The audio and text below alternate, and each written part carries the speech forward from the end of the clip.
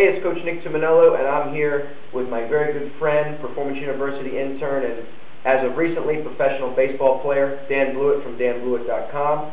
Dan is going to show us 5 of the top stretches that he uses for himself to make the pros, and he also uses with his baseball players of all levels to get them game ready, keep them injury free, and keep their performance high. So, you have anything to add to that? No, I mean, as you know, flexibility is huge in all sports. In baseball, it's all about transferring power between your upper and lower body. And if you have time to do a great 25-minute stretch, 10 to 15 exercises, that's awesome. But if not, we have 5 great ones for you right now. You can bang out one after another. Get ready for the field real quick, and still be ready to perform your best. So they would do these stretches before they play. Or you can do them after as well. It's always great to stretch before and after you play, just so you can get all those, the tightness out of you.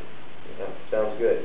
And I also want you guys to check out, after you watch this video, I put a blog post together talking about all the things that Dan has gone through to make the pros. Any athlete, whether you're in baseball or you're in MMA or any other sport, and you're trying to go from a normal level to a professional level, as he's done, anybody can have a lot to learn from what he's done from his experiences here, coming and interning and reading and learning, starting his blog. He has amazing information on it. And we're going to give you a little sample of some of the stuff that he puts on his blog on a weekly basis that's free, that you can get going to danblewett.com. So let's hit the stretches, man. All right, first thing we have is the sleeper stretch. And if you're an overhead throwing athlete or anyone with shoulder problems in general, this is going to be huge for you. So if you're unfamiliar with this, you lay on your side, you want your spine in line with your heels, and you're going to have your arm coming out at 90 degrees from your body, just like this. Now, the most important thing about the sleeper stretch is to pinch your shoulder blades, which stabilizes your scapula, which gets your shoulder in proper line with the stretch. So, if you don't pinch and you don't stabilize, you see how easily my arm goes to the floor. It's because I'm not actually stretching anything. When I pinch my blades, you see this is my starting point. Big difference. So now we're just going to gently push down. Using 2 fingers is a good rule of thumb because you don't want to push too hard. So right here, usually do 3 sets of 30 seconds, something like that. When you relax, make sure you're pinched, stretch down again like that. So that's the sleeper stretch. Remember, crucial to pinch your shoulder blades during this. And notice how, so before we continue, go back to your elbow position. Notice where Dan is pushing. Go ahead into the stretch, Dan. See how he's pushing on the bony part of his wrist and not here on his fingers or his knuckles, because all this flex here, all right? So just because your hand is touching doesn't mean you're really getting the posterior capsule and all the external rotators, correct? So press on your wrist or slightly above your wrist, and also make sure you're straight as he is here. Nothing wrong with using a head support. We don't have one here for the sake of the video, but you can support your head. So after you've done your sleeper stretch, we're going to go right to exercise number 2. You're going to pull your hips and your knees up to about 90 degrees with your body here. You're going to hold your knee down like this. Start here. Open up. This is going to open up your thoracic spine, give you some mobility in your upper body. We call this the arm crossover stretch. Just like that. And this is something you're going to do for reps, 10 to 15. Should get you nice and loose. And what are they trying to do when they get over here? You're trying to put your left, in his case, his left shoulder blade on the mat. Okay, again, you can get your fingers down. Doesn't necessarily mean you're getting the full stretch. The goal is trying to get here, the shoulder blade, the scalp down real easy, as Nick says. So you want to press like that. Okay. Now, of course, just for sake of saving time here, every one of these stretches you would do on the left and the right side. You would spend a little more time on your tighter, more restricted sides, correct? Yep. So you might do everything in a 2-to-1 ratio. Double the work on your tighter side than on your more mobile side. We all tend to have a strong or weak side or a tight and loose side. So, okay, so we've got the shoulder, we've got the arm crossover. What's next? Hip external rotator. So what we're going to do, come right on your back. You're going to have your feet planted, wider than shoulder width, flat on the floor. The goal here is to take your knees towards your midline. This is going to stretch your hip external rotators, which get tight in a lot of athletes, and especially with a throwing athlete, with baseball players. If you're tight here, it's going to restrict that power transfer that we talked about, from your lower to your upper body, which then goes to your shoulder, to your elbow, to your hand, to the baseball. So, you can keep your feet flat on the ground, facing straight ahead. Just relax your head and the neck. Stretch over there. relax, and again, this is a few sets, 30-second hold, as far as you can. And now, if you're just starting out with this, you might notice something like this, where one leg is really tight and one leg is loose. If you're a right-handed pitcher like I am, your left leg is usually the tighter one. When I started, I was like this, and now, pretty close to symmetrical. So. Good. Now, what would you do? Because this is what we were talking about muscle imbalances, or tighter sides, weak sides, left-right imbalances. What did you do to balance out your one side that was tighter? Is there a way to do this unilaterally? Or? Yeah, one way you can do it is just like this. Still keeping your toe flat and your feet down, you can kind of pull across the midline with your other leg like this. Okay. This is a good way to do it. And like it also allows you to get a little bit of a PNF stretch by resisting against my foot for a few seconds and then relaxing, just like that. I like it. This is a good way to focus on your other leg. You want to do it the other side just so to make sure everybody can see it okay on the other side of the camera. So you cross over. You see how he's crossing his Still keep ankle over your the knee? butt, your back, your feet on the ground. See how much easier this leg goes down. This is my non-dominant one. All right. Like that. All right, so that's number 3. We got 2 more coming to you. All right, so then from that position, come right up. And notice how all these kind of float together. We'll take a big lunge position. You want your knee behind your hip.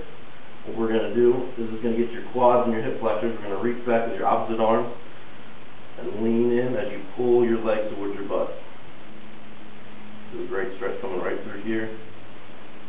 Yeah, if you're looking for a good quadriceps and hip flexor stretch, believe me, this one delivers big. A lot of bang for your buck. Plus, on his other side, if you want to go ahead and switch to him. So he's getting the anterior part of the hip and quad on his left side, the side closest to me. But the side closest to you, the viewer here, he's getting more glute and hamstring mobility. So again, like Dan said, a lot of bang for your buck here.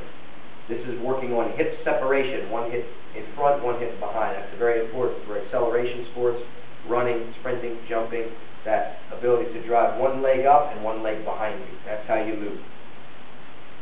All right, so after you've done each leg here, we're in perfect position for the 5th stretch, which is actually a combination. It's called the Yoga Flex or the Spider-Man. I learned this from Nick. So from right here, you're going to take your arm right to the floor, and don't worry, I'll do this on both sides. You can see this is going to loosen up your hip capsule. Open up to the sky. We're just going to get more of this thoracic spine mobility as well as your hips. And then you can plant both hands right here, kick back, toe comes up, knee tries to lock, and this is going to be killer on your hamstring. Yeah, Dan is very mobile here. Let me warn you that this is he's making this look a lot easier than it is, because this is a big stretch, believe me. Dan, do me a favor before you move on. Go ahead and switch back to your other foot. So, if you notice how Dan's back knee is down, you can make this more difficult by elevating this back knee, trying to keep it straight, and bringing your back leg in line with the torso. We have a special guest coming in the camera here in a second. Go ahead, Emma, sorry. We'll see. Anyway, so this leg straight, or this leg bent, this back leg straight, and a long torso. Okay, and he can go through the same sequence. So bringing his same side elbow down, and then bringing the same arm up to the sky. Eyes follow the hand, and then nose to knee. Okay, so you have a progression there, because not everybody can start with that knee up in the air. Okay? All right, so just to show you on the other side, start here, try to bring your elbow to the ground, open up, and finally kick back.